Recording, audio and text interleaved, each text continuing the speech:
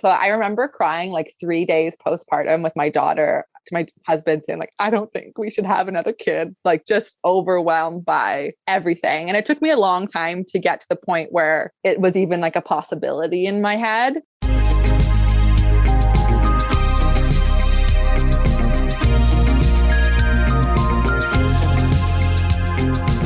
You're listening to the Mommy Labor Nurse podcast, where you'll gain the knowledge and confidence you need to erase the unknowns of pregnancy and birth and rock the newborn days like a boss. My name is Liesl Teen.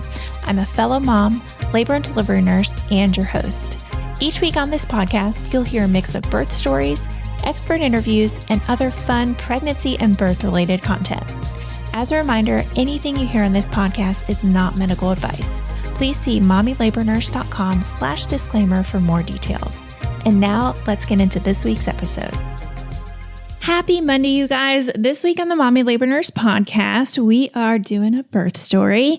So Kat is on the podcast this week, and Kat reached out to me to share about the redemptive natural birth of her son after a traumatic first birth. You'll hear Kat talk about that first traumatic experience and how she struggled with processing her daughter's birth for a long time. She was so affected and she wasn't sure she could ever have another baby. But it doesn't end there. Kat's second birth was everything she wanted it to be and more. If you know me, you know I love a good redemptive birth story, guys. Yes. In her words, she was determined to make sure that birth didn't just happen to her like that first time. And instead, she did everything she could to go into the experience feeling educated and empowered. Instead of spoiling the details of this story here in the intro, I am going to turn it right over to Kat because she is a fabulous storyteller, and I know you're going to find her story inspiring.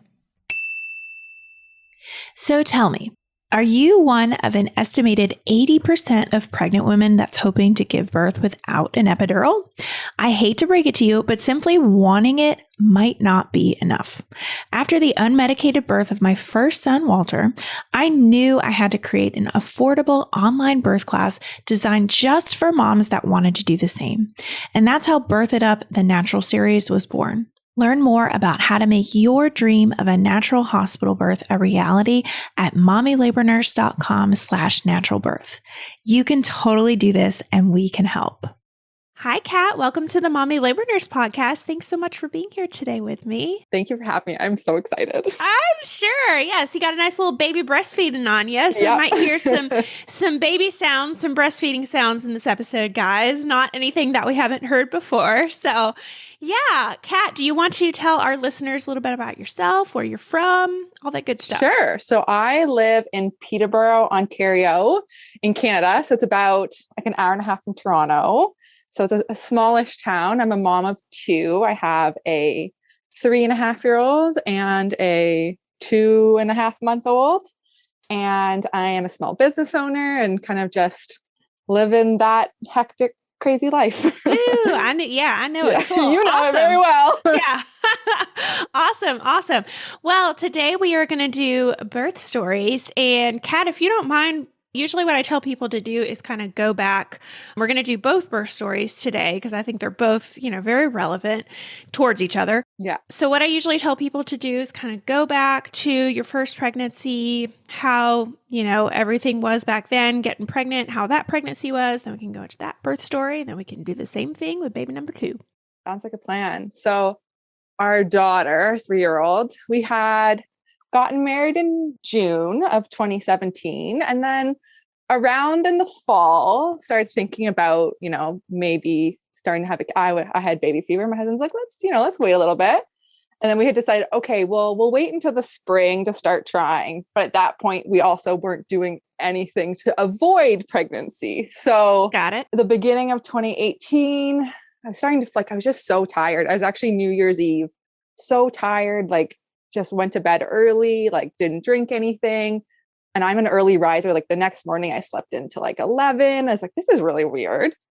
And a week later, I was like, it's been a little bit since I've seen my period, and took a pregnancy test and was blown away that we were pregnant. So it was a very happy surprise.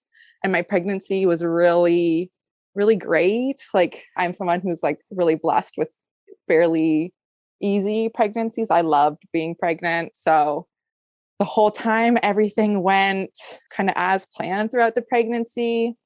And then I went overdue. So I remember I was 40 weeks pregnant and I knew like, okay, first time baby, like if you're most likely to go over, but I think nothing can really prepare you for that. Like that as you see that date in the calendar come and go. I know. And it's so like, it just messes with your mind so bad. I remember it wasn't as bad with my first, but it was like really, really just, I was just over it with my second. But Same. yeah, it's totally just, you're like, come on, when is this going to happen?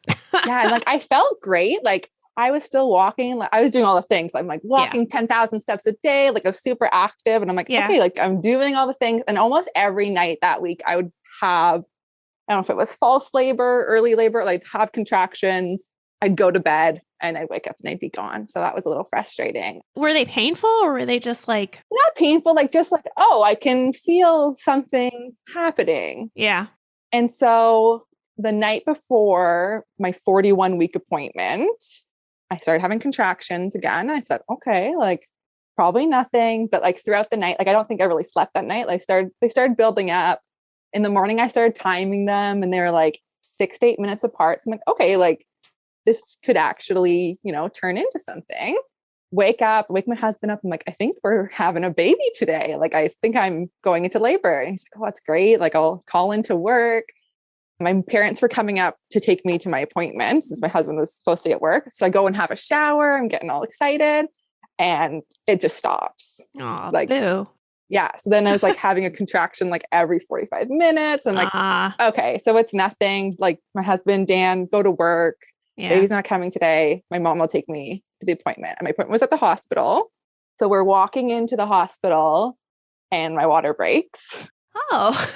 Yeah, like right as I walk through the door, so I'm like, Mom, I think my water broke. Was it like dramatic or did it just? No, it was you just kind of felt it. Yeah. And then I like took another step.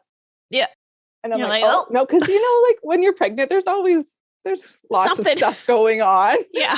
So I'm like, maybe I peed a little bit, but I took another step and there was like a little gush and like, okay, no, my water definitely broke. So we went up to labor and delivery and kind of got that whole process started. At first they were testing it and they're like, no, your water, it's not your waters. And I'm like, okay, like I know pregnant people pee themselves, but I'm pretty sure that this wasn't pee. And then when my midwife was like doing another swab, my actual like full waters, this went. She's like, okay, no, that was definitely your waters. My midwife was actually already at the hospital. So in Canada, our midwives work in hospitals too. My midwife was already at the hospital for a planned C-section. So she's like, okay, well, like I'm with this patient now. So kind of got a few options. Like you can get induced now since I was GBS positive, or you got a few hours to try to get labor started on its own. And even though I was planning to have a like drug-free birth, we had a friend who recently had an induction and didn't need an epidural or anything like that and said it wasn't that bad. So I'm like, you know what, let's get this thing started. Mm-hmm. So that was probably around 8 a.m. that I was at the hospital. And then by 11, I was induced. And at first it was like chill. Like my husband and I were just hanging out. I got into the tub at our hospital and it has like jets and stuff. So that was nice. But very quickly things went from like, okay, like uncomfortable to I felt like I just couldn't take a breather between. They were just like back to back, 0 to 100. Yeah. Yeah. And so like we had all these plans, like we thought we did a good job prepping for birth. I learned later that we could have done so much more. Yeah. But we was in the tub and there was a little bit of like a lapse in care, I'd say, in that first birth because we were alone a lot. Oh, interesting. In terms of, I think, with our midwife, with the C-section. And then since it was a transfer of care, because I was induced, the nurses were supposed to be involved. But I think it was kind of like, not just between those people, we got missed a little bit because at the point when I was like, I want an epidural. And even though my birth kit, I was like, okay, if I ask for it, like, don't give it to me right away. But I was like, no. Like, I felt like there was nothing else we could do except get that epidural. So we had to like page a nurse to come in and got that going. And that was fine. I was very scared about the epidural for no like real reason. I just am not a big needles person. And just the idea of it, I think the worst part of the epidural is just when you have to sit there and curve your back through contractions, but and got sit the epidural. Still, like not move. Yeah. I remember my husband was like holding my face and I'm like, I think I'm going to pass out. Like just having to go through that and sitting there. But I very quickly realized why people get epidurals, because the rest of it was really chill. Cool. So it worked good. Like, nothing. No problems. Good. We used like a peanut ball. So I was changing sides throughout it. My sister was coming. She lives 3 hours away. So she got there right as I got the epidural, like right after, which she didn't have any kids yet. So my mom was like, I think it's probably a good thing that she got there once the epidural was in. So she didn't have to see the scare her a little bit. The stressful parts. So I got the epidural around 2 and I think I was like 4 centimeters. So I'd done some stuff, or 6. I need to write these things down. It's okay. I know it all flows together. I had some, change, but not like a ton. And I was like, okay, let's just, chill out for the rest. So I just talked with my sister. So like the afternoon was super chill. And then I remember it was around 7 p.m. So right before shift change, I started shaking and I was like laughing. And our nurse, who was lovely, was like, let me just check you before I go off and just, see where you're at. Probably since I was like showing some of the signs. And she was checking me and I was laughing about something. And she's like, oh, you're just going to laugh this baby out. Like baby is right there. So like, we're going to get this thing started. I was like, okay, great. But then very quickly things started to change. So my midwife came in because even though there was a transfer of care, since I was induced an epidural, they can still do the delivery and everything. So she came in, we had the nurse in there and kind of got me ready to start pushing.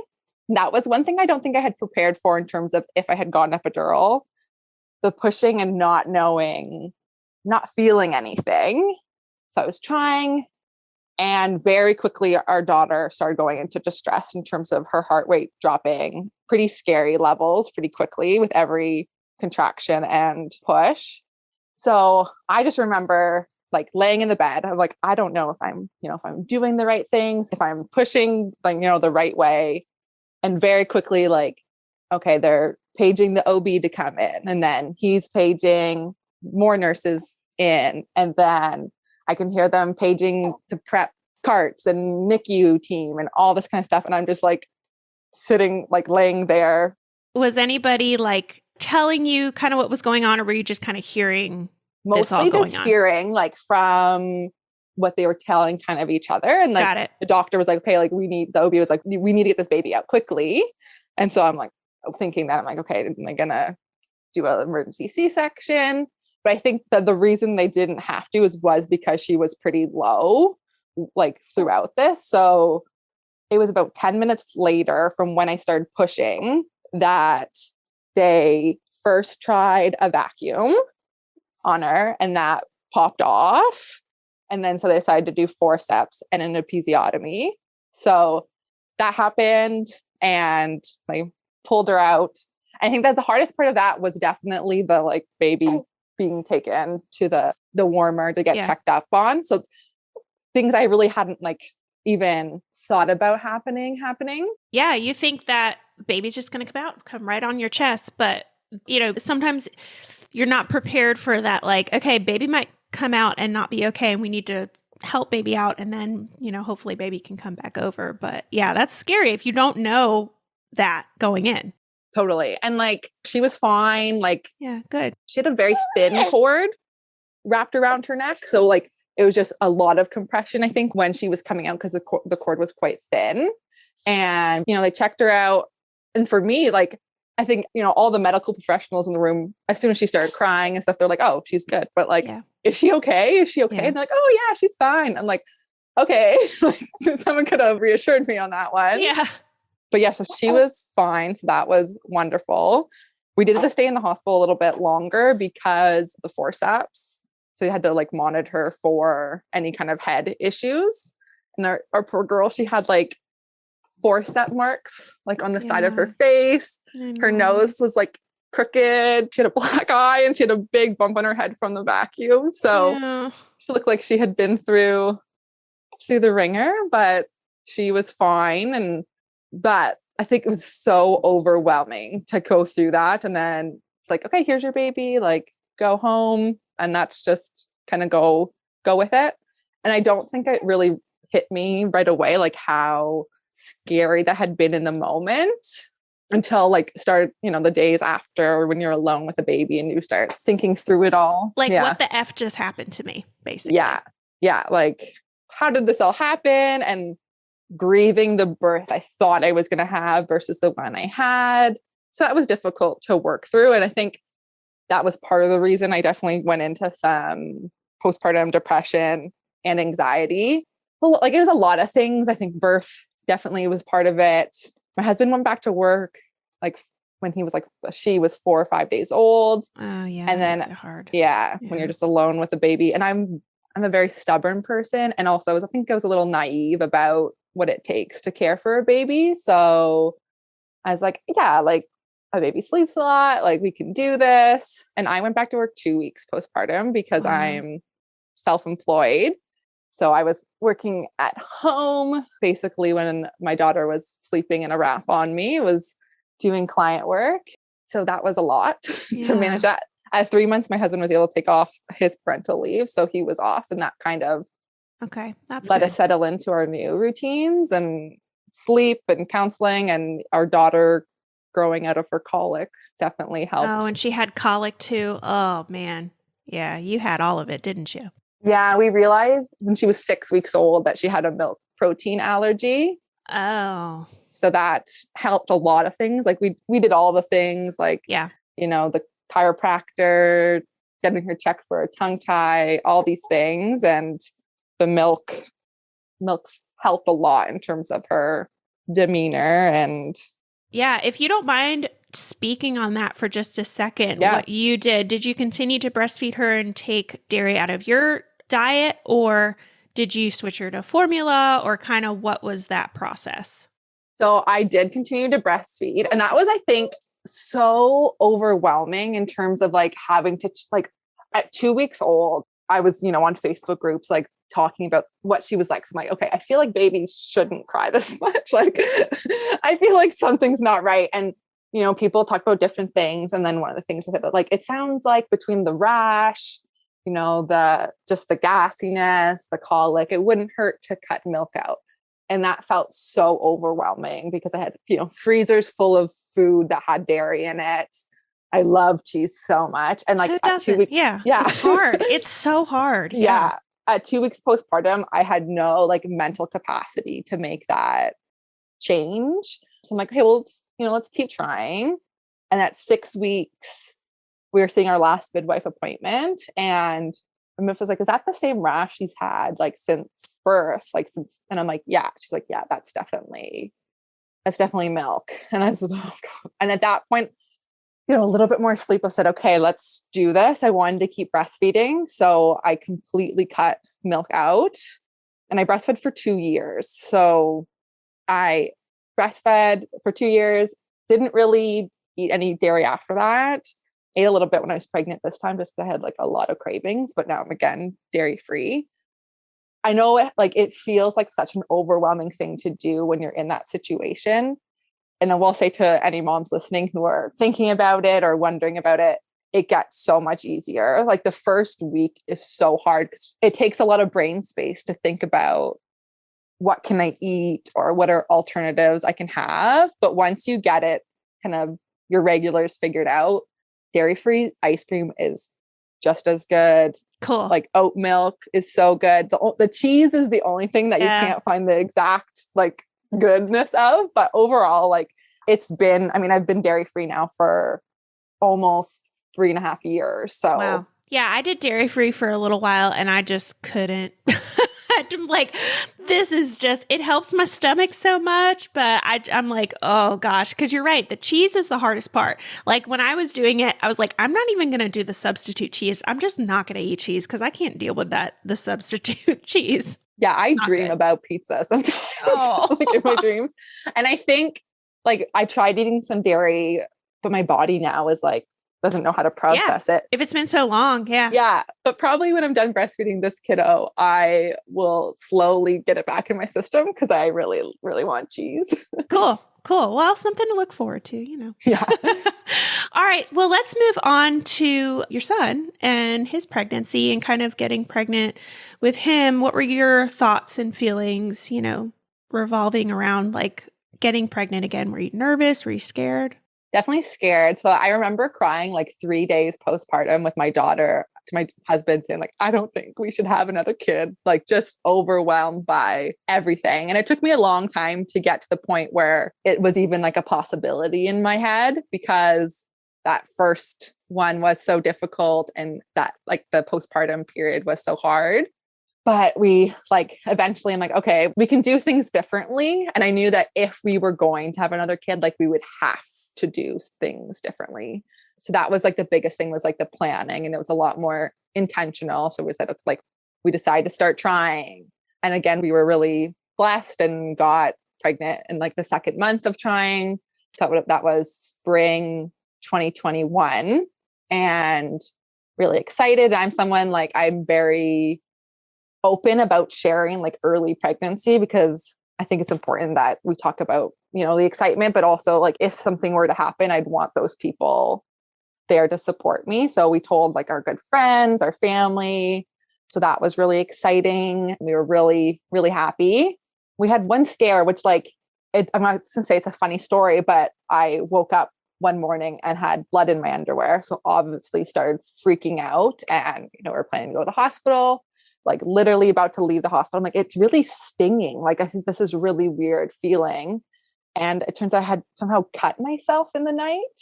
Interesting. Like whether I had scratched myself or something, and that's what was bleeding. Oh, interesting. Yeah. Like, never, like my emotions that day were definitely like a huge flip of what we thought was happening. So the beginning of the pregnancy was uncomplicated, but definitely like, I think both thinking about the birth of the last one, but also just like pandemic and everything during this pregnancy made it a little bit more difficult mentally. And I also had a friend who passed away in childbirth when I was 6 weeks pregnant.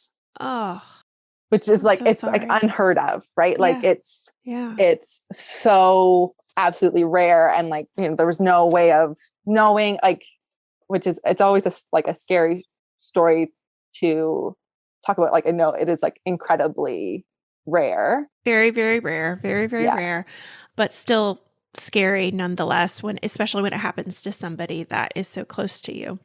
Yeah. And just so I think I was about 6 weeks pregnant. So it was very, just the rest of the pregnancy, as you can imagine, there was questions and thoughts kind of going through your head. Overall, an uncomplicated pregnancy. My placenta was a little low lying, so I had some extra ultrasounds just to check on that placement. And so in terms of like the planning we did in this pregnancy, because like I said, we knew it had to be different. Like on the work side, basically all of my 2021 was planning to take 3 months off. So getting everything in place with my team so I could actually have some mental space. That is the tough part about being a business owner, is like, I did the same thing. I wasn't a business owner like with my first, but like with my second, you're right. It's like, it takes a lot of mental power and prep to like go on a maternity leave, because it's your business, like you run the show. So many things, like literally so much of my brain power last year was just prepping for this mat leave. And I'm actually going back to work next week. And I'm like, oh, I'm going to actually have like some more capacity, because I'm not going to be planning all this stuff and prepping all this stuff. So we had that in place. My husband was going to take parental leave from day one. So it'd be both of us home. I was still seeing my counselor. Like, I had all these kind of things lined up. And then the other piece, because as I said, I thought we were, prepared for birth and like knew what to expect, but realized in that first one that we had no idea what we were doing.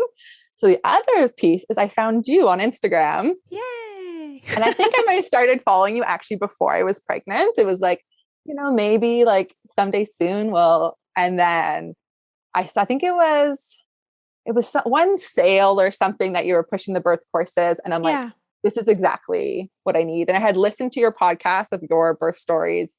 And I'm like, okay, yeah, this seems right in line with what I wanted to do. And that was the one thing I felt with the first birth.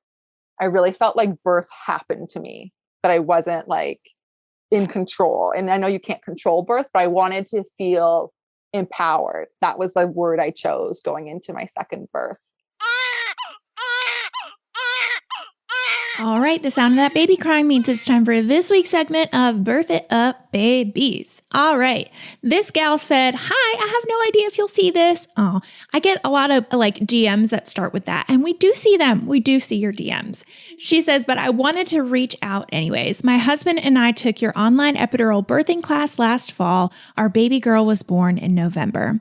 I just wanted to say thanks for having that available. It truly helped so much. I wanted to share with you how towards the end of my labor, I was getting uncomfortable and starting to stress a little as it was getting so close to pushing. The baby wasn't quite moving how my doctor wanted, and my husband remembered how you said to try different positions, like sitting up, and he completely advocated for me to have help sitting up in my bed. He is a pretty soft-spoken guy, so this was huge. Oh, that's so great. And she says it really helped. After about 10 minutes of sitting up, she was ready to come out. I would have never remembered that in the moment, but my husband did. I didn't think either of us could have stayed as calm and enjoyed our birth experience quite as much without your class and your advice. So thank you, thank you, thank you. Oh, that is so sweet. If you want to check out the course that this girl took, she took Birth It Up, the epidural series, and you can head over to mommylabornurse.com and click on the epidural series to learn more.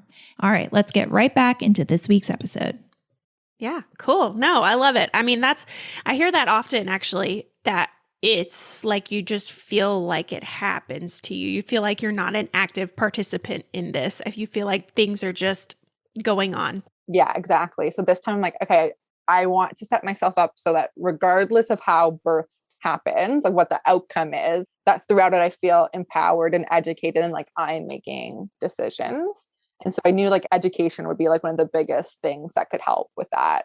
So I started your course, I think my late second trimester, and binged it all. And then my husband and I went through and like rewatched it. And we actually, I think I was about 38 weeks pregnant when you launched the new version of it. So good. You got the new one. Cool. I got the new one. So then I went through and like watched it all again. Cool. And I remember like I was, doing my miles circuit and listening to it and doing all the things and eating the dates. And it just made me feel so much better. And like some of the pieces that we've learned about in the course, like absolutely helped us in the labor, which I'll get into, but definitely in those last 2 weeks of pregnancy, that course was really good. Just kind of reaffirm everything. And I went through like all the, like I listened to the C-section parts, like I listened to everything. So I had an understanding, and I listened to like all the birth stories on your podcast, which I really loved. Good. I listened to the Birth Hour podcast. Yes. I love to recommend that one. Yeah. And I really liked, there was such a wide range of birth stories. So I looked at ones that were like, oh, positive home birth to hospital transfer and things like that, so that I could get a sense of kind of any outcome, because at that point we had decided that we were going to go for a birth at our midwife's birthing clinic. Cool. But I still wanted to be okay with, whatever happens, feeling like some knowledge of the situation and like what could happen. So that was our plan. I was GBS positive again, but we could, like, my midwives were very, had no concerns about it. And yeah, they were like, whatever, we'll deal with it when you're in labor. Yeah, when it happens. Yeah. I was expecting to go over again. But for some reason, like as I hit like that 38-week mark, even though I had told myself I was due November 27th, I said, I'm going to have a December baby. But for some reason, as soon as that 38-week mark hit, it just felt like this baby was going to come soon. And even at my 38-week appointment, my midwife said, I'm surprised you're still pregnant. And for no medical reason, but just a feeling she had. So interesting. Yeah. And then since my water had broken, not in labor the first time, that was not a concern, but it could happen again. So it was a really weird time of wondering, Is my water just going to break randomly? Is labor going to start? What's going to happen? And so for 2 weeks that happened. And then I hit 40 weeks. And again, I thought I had prepared to go over, but holy moly, like the mental strain it felt. And I think what was hard is I said this to a friend who was also pregnant at the time, is I had done so much work, like with your course, listening to all the birth stories. Like I felt like I was prepping for a marathon, like doing the mile circuit every day, everything. But I didn't know when the marathon was going to be. Yeah, it's like you can't control that part of it, unless you get induced or something like that. But yeah, I know. It's like I'm going to try and control everything else, but I can't control like when it actually happens, which is like just weird to think about, It's so weird. Like it's such a big, life-changing moment. And my friend actually described it, she's like, it's like waiting between two worlds. Like you're stuck in this middle point. Yep. So we just every day just kept going. I was sleeping really horribly. So that also didn't help. Yeah. But so I was trying to nap. And again, I was, doing the miles, like curb walking, doing all the things, sitting on my exercise ball, like doing all the things. And then actually on Friday, so the day before I turned 41 weeks, my husband and I were watching a Christmas movie. So it was December 3rd. And around 8 p.m. started having contractions. And I was like, they could be something. But at that point, I was kind of not defeated, but I was just like, it will happen when it will happen. I'm not going to get excited about, anything. Yeah. So we're watching our movie. I'm like finishing my puzzle and I'm about 8 to 10 minutes apart in contractions. I'm like, okay, like that's decently consistent.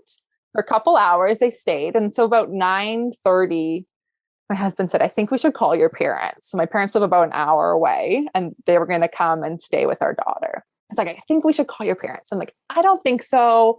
I don't want to get my hopes up. Like, what if this is nothing? It's like, it's late at night. Like, let's call them. Let's get them here. If they go home tomorrow, it's not a big deal. I'm like, okay, I call my parents. I'm like, just so you know, like I'm having some contractions.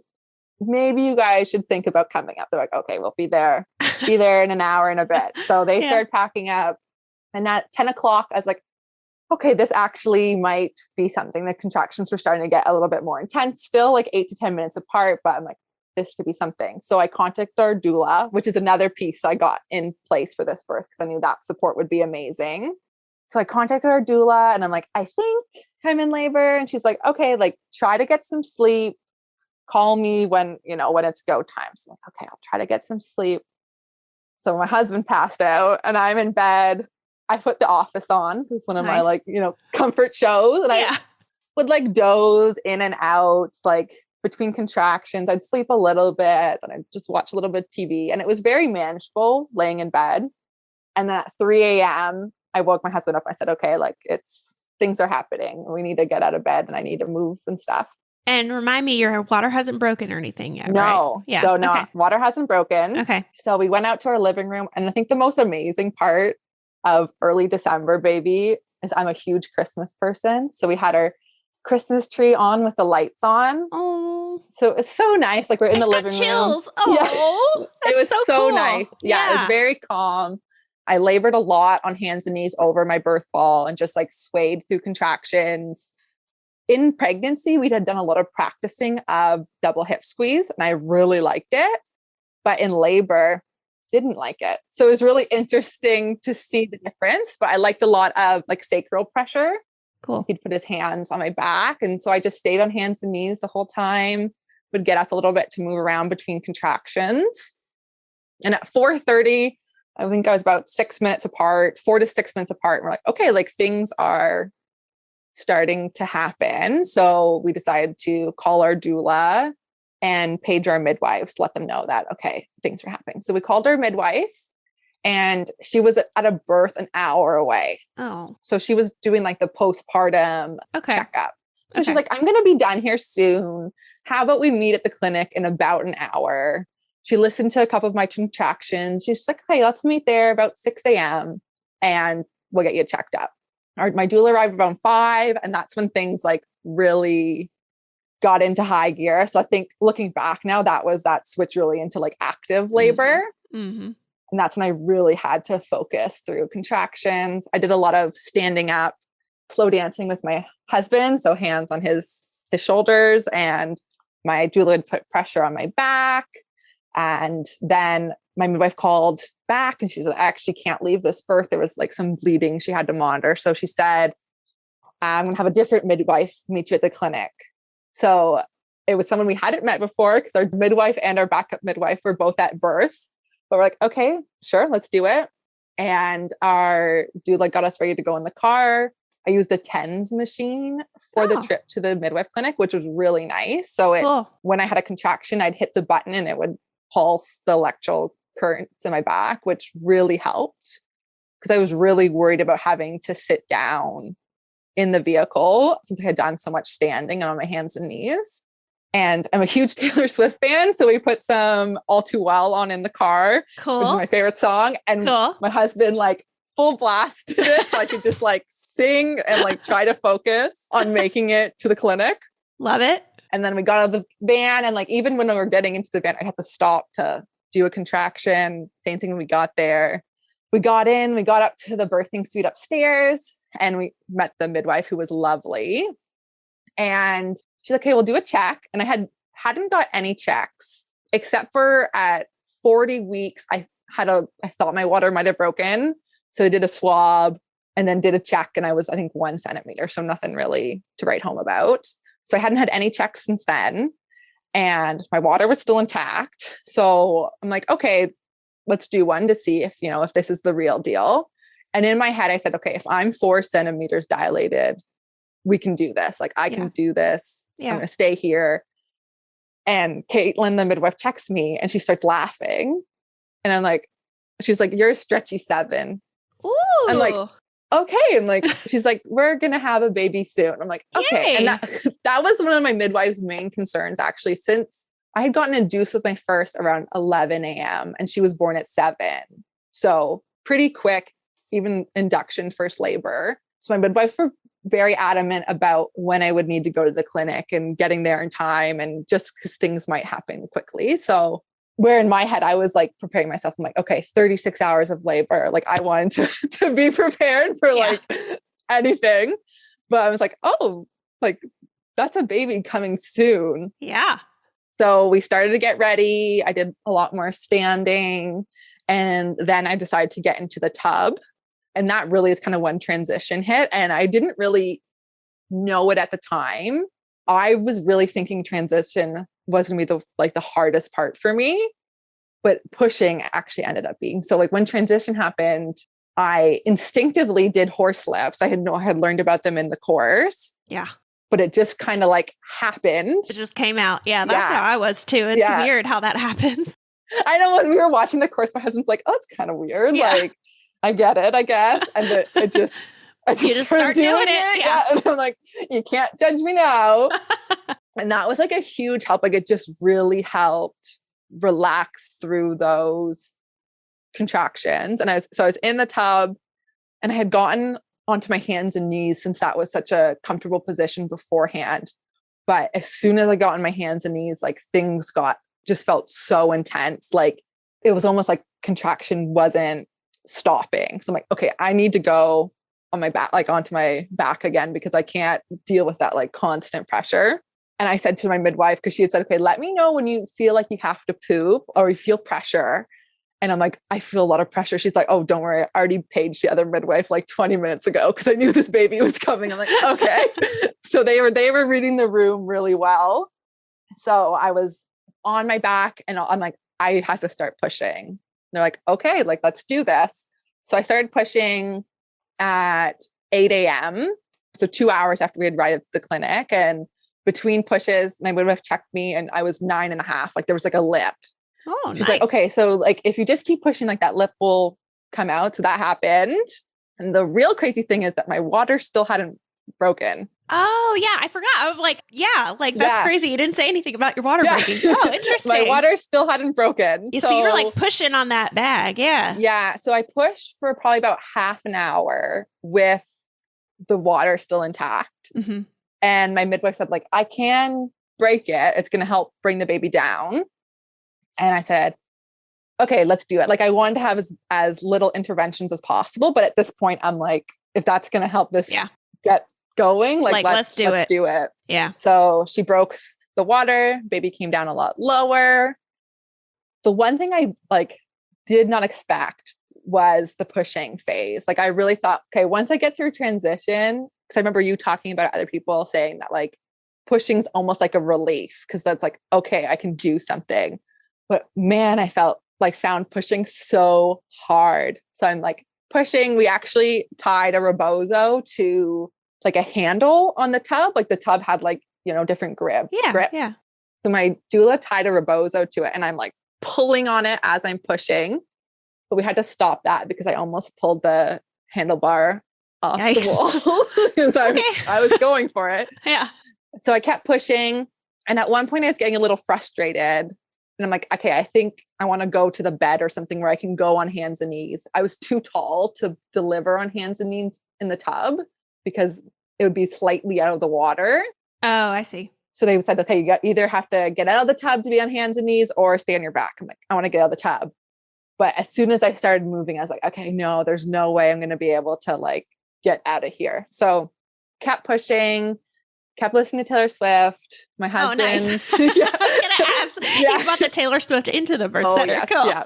My husband was doing like really wonderful affirmations. My midwife and my doula were so like positive and, really making me believe I could do it. Cause at one point I'm like, I can't do this, but I'm like, no, like there's no other choice other than to push this baby out. Yeah, you're right. And so I very clearly remember all of it, which I felt weird too. I thought I would be kind of like in a different like birth world. People talk about like birth brain. But I was so present. It was so weird. Like I remember everything, like feeling the head in my pelvis, like all of that.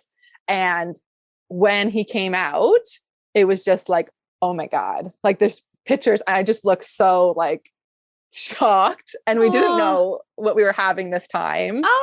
We had found out with my daughter, but with Teddy, we didn't find out. And so, had that moment, the midwives grabbed the baby, put him on my chest. And I'm like, oh my God, like I did it.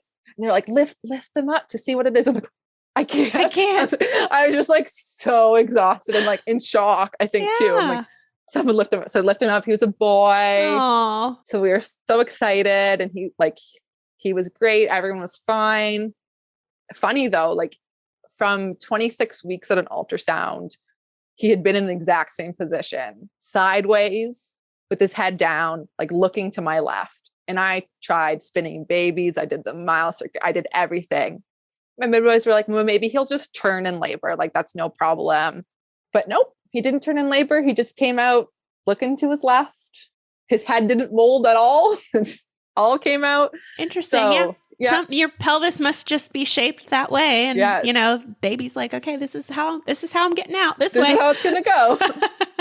So he came out. They know the midwives did all the check. It took a little bit to get my placenta out. Like the midwives weren't worried, but I was at the point where I was like starting to get concerned. So they had given me a shot of oxytocin right after, just because the labor had been pretty fast and nothing was happening. And my cord again was very thin. So I didn't want to pull on it at all in case it broke. So they got me out of the tub. I was laying in bed, trying to do some pushes. I got baby on the boob. Still wasn't happening. So they gave me another shot of oxytocin and I got on the birth stool and was breastfeeding. And then that was all taken care of. So that was good to get that done. The other piece of labor which is kind of funny, is the antibiotics for GBS. Oh yeah. So that was the other piece about, trying to make sure that I got the penicillin. So I was in the tub and like things were getting pretty intense. And my midwife is trying to get the IV in and she tried twice and didn't get it in. And she's like, like you're going to have a baby soon. Any protection is good, but I understand if you don't want me to try again. I said, okay, let's try one more time. And if it doesn't work, I can't sit here still while you try to put an IV in. So thankfully, third time was the perfect try. Got in, I got a full dose before baby was born. So that was really good. And then the wild thing about like this birth was we recovered at the midwife clinic for 3 hours. They did all the checks. I had that hour of skin to skin time. And then we went home. Yeah, that's great. Which was wild. So it's just like, okay, I guess we just go home now. Such a different experience, both like mentally and physically, like no episiotomy, no tearing. I felt, other than being exhausted and felt like I'd hit by a truck, like I felt great. Like it was just, okay, let's go home. And our daughter was so excited to meet her baby brother. And we just had like some really nice cuddles in bed for a long time.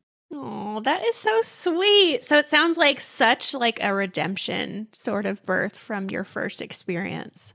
Absolutely. It really was healing for me. And all that work I did, I think, in pregnancy was to be at a point where, regardless of how that birth happened, I wanted it to be healing. Like, even if it ended up in a C-section, I wanted to feel like I was a part of it. Like I knew what was happening. I made decisions.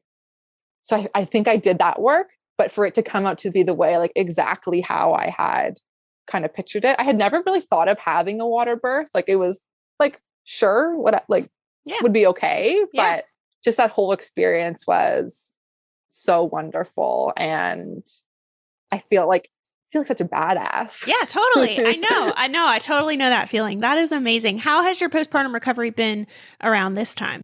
Physically amazing.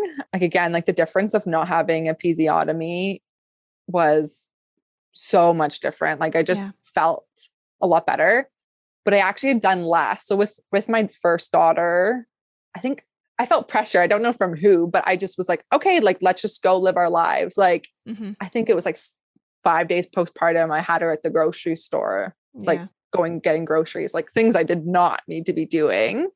Whereas with Teddy, I knew, I'm like, I am in bed for at least a week and everyone can come and do stuff for me. So we had my parents come and stay with us to help, take care of me and our daughter.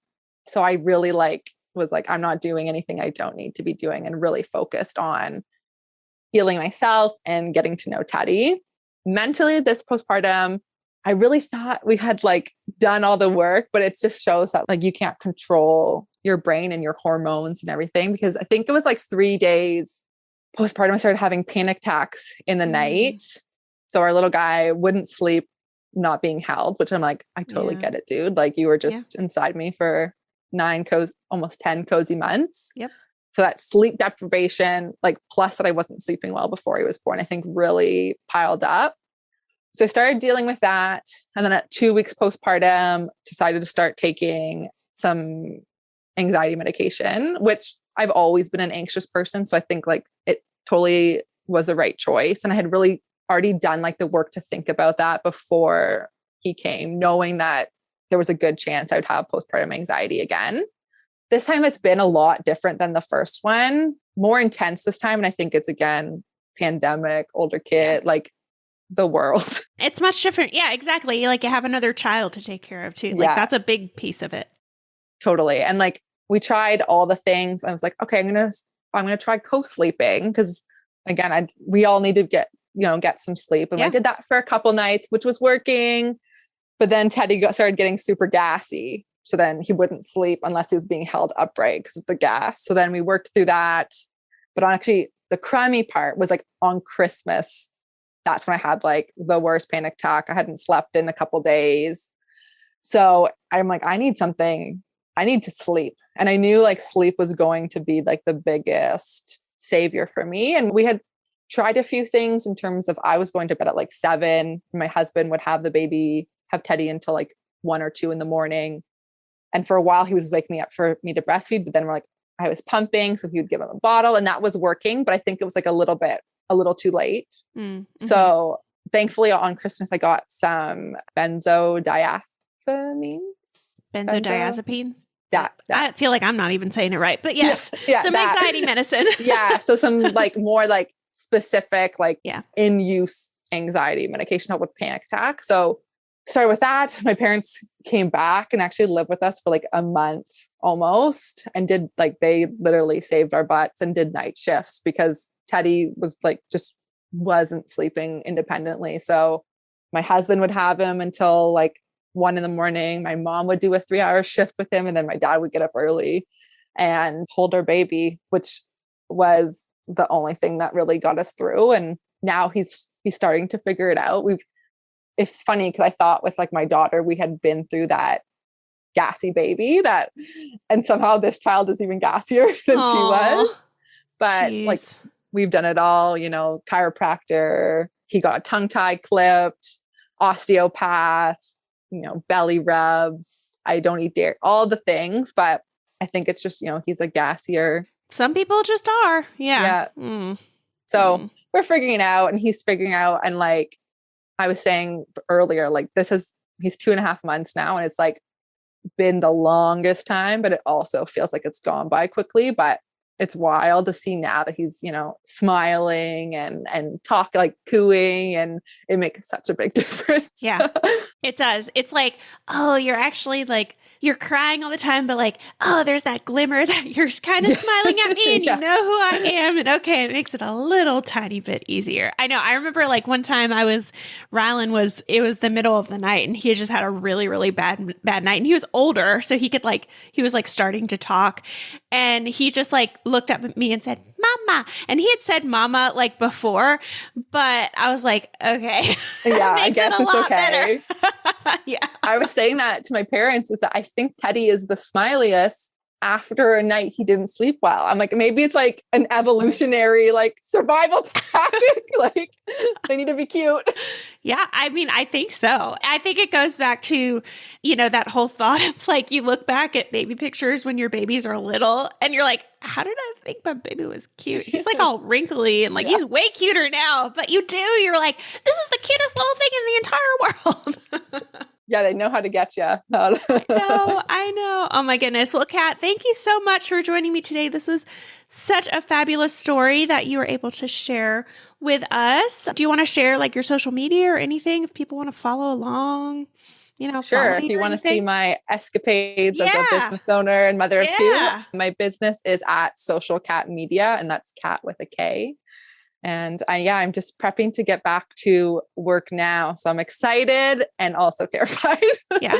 Well, good luck. I'm sure you'll do great. Thank you. And thank you so much for like everything you do. Like, I can't say enough positive things about like all the reels, all the Instagram content, the course, the emails, like everything just made me feel, entertained sometimes, but like educated and really empowered for what was to come.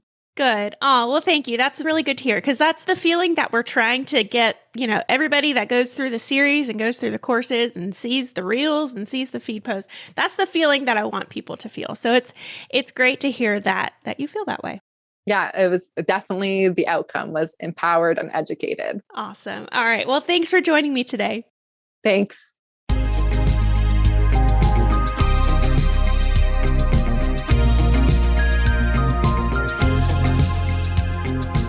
All right, guys, that wraps up this week's episode. Thank you so much for tuning in and letting me be a part of your motherhood journey. It is truly an honor. If you like what you heard, don't forget to hit that subscribe button so you never miss an episode. And I love hearing what you guys think of the podcast. So if you're liking what you hear or you have a suggestion, I'd be so grateful if you'd go ahead and leave me a review wherever you're listening to help more mamas just like you find the show. What do you think? Are you starting to feel a little more confident about your pregnancy and birth?